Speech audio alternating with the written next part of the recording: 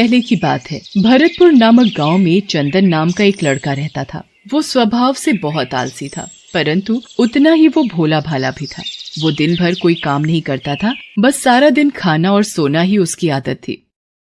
उसके परिवार के सदस्य भी उसे जब काम करने के लिए कहते तो वो बहाना बनाता। ऐसे ही एक दिन, अरे चंदन, जब देखो तब सोया रहता है, आलस छोड़ और जाकर कोई काम कर। तेरा भाई लाखन सही कह रहा है चंदन, तुझे कोई काम ढूंढना चाहिए। कब तक तेरा भाई अकेले मेहनत करता रहेगा? आप सबके ताने सुन सुनकर तो मैं तंग आ गया हूँ। कोई तो स्थान होगा जहाँ मुझे बिना कोई काम किए भोजन मिलता रहे। अब मैं कुछ दिनों के लिए गांव से बाहर घूमने जा रहा हूँ। इतना कहकर चंदन घर से निकल पड़ा। यूं ही भटकते हुए वो एक आश्रम में पहुंचा। वहां उसने देखा कि आश्रम में एक गुरुजी हैं और उनके साथ उनके शिष्य, जो बस मंदिर की पूजा करते हैं और कोई काम नहीं करते। उसने मन में सोचा, यहाँ तो कोई काम धाम नहीं, बस पूजा ही तो करनी है। अगर मैं यहाँ रहने की व्यवस्था कर लूँ तो मेरे लिए बहुत बढ़िया बात हो जाएगी। एक बार पूछ लेता हूँ।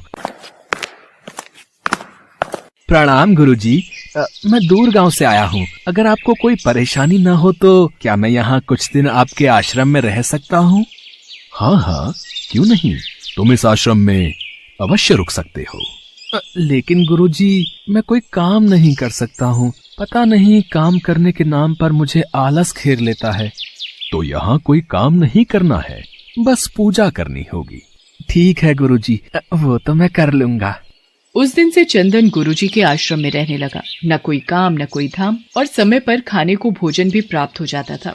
इसलिए चंदन पूजा पाठ पूरी लगन से करता था और प्रभु भक्ति में भजन गाता था। ऐसे ही चंदन को आश्रम में रहते महीना भर हो गया था। एक दिन चंदन पूजा पाठ के सभी कार्य करके जब भोजन करने रसोई में गया। अरे, आज तो रसोई में खाने की कोई तैयारी ही नहीं है।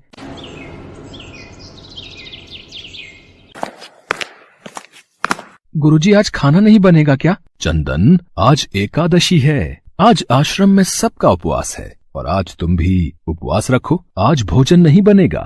नहीं गुरुजी, अगर मैंने उपवास कर लिया तो कल का दिन नहीं देख पाऊंगा। मैंने कभी भी उपवास नहीं रखा और मैं उपवास नहीं रख सकता। मैं तो बिल्कुल भूखा नहीं रह सकता। मुझे तो बहुत भूख लगती है।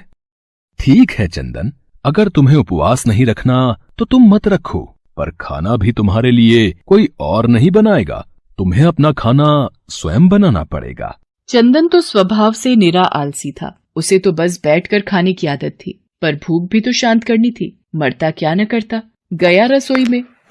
लकड़ी, आटा, तेल, घी, सब्जी लेकर चंदन अभी खाना बनाने बैठा ही था, तभी गुरुजी आ गए। चंदन, तुम आज नदी के उस पार जाकर रसोई बना लो, और जब तुम भोजन बना लोगे तो राम जी को भोग जरूर लगा लेना। ठीक है गुरुजी, मैं भोजन तैयार करके भोग लगा दूंगा। अब मैं चलता हूँ। चंदन ने नदी पार पहुंचकर पहली बार जैसे तैसे खाना बनाया। ये भोजन बनाना तो कितना मुश्किल कार्य है। चलो, जैसे तैसे बन ही गया। अब जल्दी से खा लेता हूँ। बहुत जोरों की भूख लगी है। पर याद आया, गुरुजी ने कहा था कि भोजन करने से पहले राम जी को भोग लगाना है। आओ मेरे राम जी, भोग लगाओ जी। प्रभु राम आइए, श्री राम आइए, मेरे भोजन का भोग लगाइए। अरे, मेरा भजन भी समाप्त हो गया। भोजन ठंडा हो रहा है, पर भगवान तो आए नहीं। जब कोई नहीं आया तो चंदन बेचैन हो गया कि यहाँ तो भूख लग रही है और राम जी आ ही नहीं रहे। भोला मानस जानता नहीं था कि प्रभु साक्षात तो आएंगे नहीं, पर गुरुजी की बात मानना जरूरी है। पर चंदन भी अपनी बात पर डटा रहा। देखो प्रभु राम जी, मैं समझ गया कि आप क्यों नहीं आ रहे हो। मैंने रूखा सूखा बनाया है और आपको तर माल खाने की आदत है।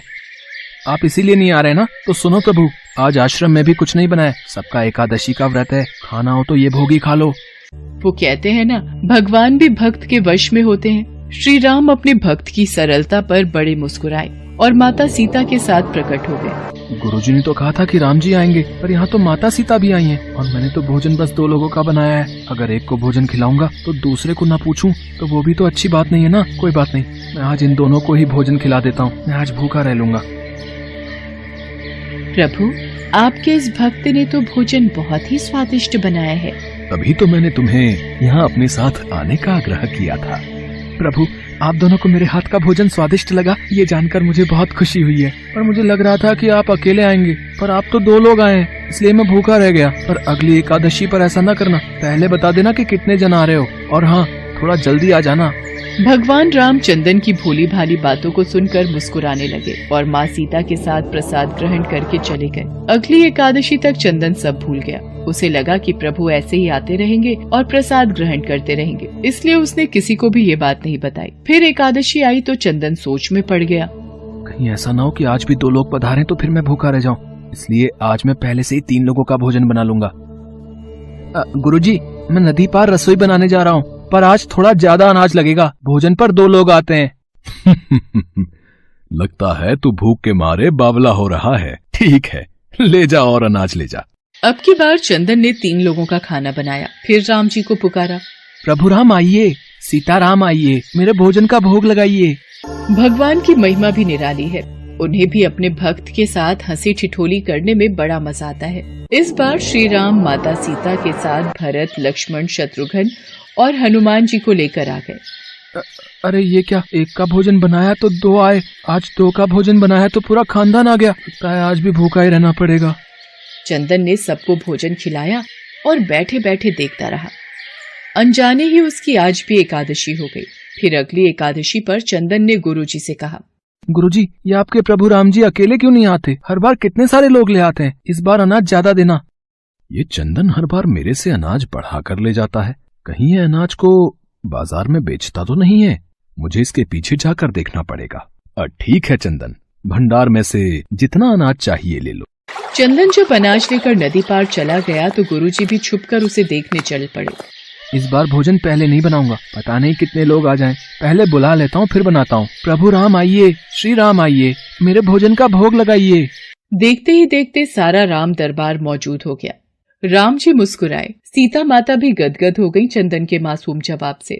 प्रभु ये क्या, हम सब तो आपके साथ यहाँ पर भोजन के लिए पधारे हैं, पर यहाँ पर तो प्रसाद तैयार ही नहीं है।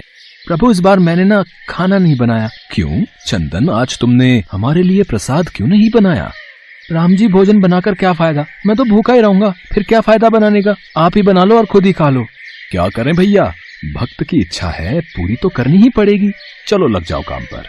लक्ष्मण, तुम लकड़ी काट लो, देवी सीता तुम आटा गूंथ लो, मैं चूल्हे की तैयारी।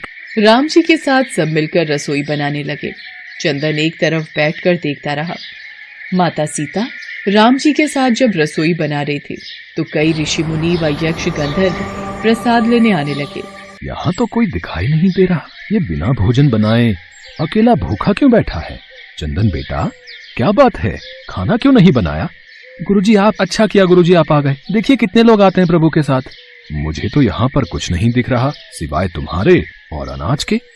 एक तो इतनी मेहनत करवाते हैं प्रभु, भूखा भी रखते हैं, और ऊपर से गुरुजी को दिख भी नहीं रहे। ये और बड़ी मुसीबत है। राम जी, आप गुरुजी को दिख क्यों नहीं रहे? चंदन, मैं उन्हें नहीं दिख सकता। क्यों? गुरुजी तो बड़े पंडित हैं, ज्ञानी है, विद्वान है, उन्हें तो बहुत कुछ आता है, उनको क्यों नहीं दिखते आप? माना कि उनको सब आता है, पर वे सरल नहीं हैं तुम्हारी तरह, इसलिए उनको नहीं दिख सकता। गुरुजी, प्रभु कह रहे हैं कि आप सरल नहीं हैं, इसलिए आपको नहीं दिखेंगे। वाकई मैंने सब कुछ पाया, पर तुम्हारी तरह सरलता नहीं पा सका, और प्रभु तुम मन की सरलता से ही मिलते हैं। पर हे प्रभु श्री राम, मेरी आपसे विनती है कि मुझे अपने दर्शनों से कृतार्थ करें। प्रभु श्री राम प्रकट हो गए और गुरुजी को भी दर्शन दिए। इस तरह एक भक्त के कहने पर प्रभु ने रसोई बनाई। गुरुजी समझ चुके थे कि चंदन मन का बहुत ही भोला भाला है और भगवान तो अपने भक्तों के सच्चे प्रेम को लालायित रहते हैं। चंदन को भगवान के साक्षात दर्शन की बात सुनकर उसकी माता और भाई भी बहुत गर्वित होते हैं। चंदन अब घर लौट आया था। वो अपनी माँ और भाई के कामों में भी हाथ बटाने लगा था। उसे विश्वास था कि वो जो भी भोजन बनाएगा प्रभु श्री राम उसे जरूर खाने आएंगे।